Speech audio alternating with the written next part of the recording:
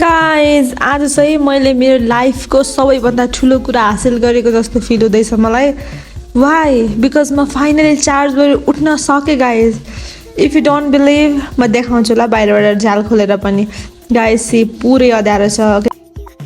So hi, good morning everyone. I'm Prakriti and welcome back to my day in my life as a dropper को mini vlog मा। बिहान छिटो त उठे guys. Let's see आजको दिन चाहिँ कस्तो जान्छ। अनि बिहान उठ्ने बित्तिकै फर्स्टमा त आँखा मिच्दै म चिसो मुख जम्ने पानीले मुख धोएँ। त्यसपछि पढ्न बसेँ गाइज। मैले चाहिँ हिजो दिनभरि पढेको कुराहरू चाहिँ मैले बिहान रिपिट गरेको थिएँ। त्यसपछि निन्द्राले झ्याप झ्याप झ्याप भइरहेको थियो because I am the girl who sleep till 8 AM म 7-8 बज्दा नउठ्ने मान्छे। Oh my God I am so happy today.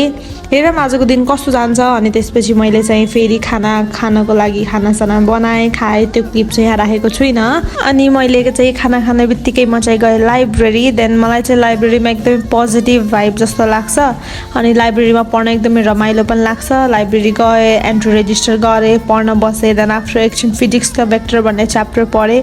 मेरो गोल चाहिँ आजको लागि भेक्टर च्याप्टर जसरी नि सक्नु थियो। पढ्दा पढ्दै मलाई चाहिँ पढाइको बिचमा यस्तो निन्द्रा लागिरहेको थियो। म पुरा झ्याप झ्याप झ्याप भइरहेको थिएँ। तर पानी पिँदै पढ्दै पानी पिँदै पढ्दै गरेर आजको मैले दिन जसो तसो कटाएँ।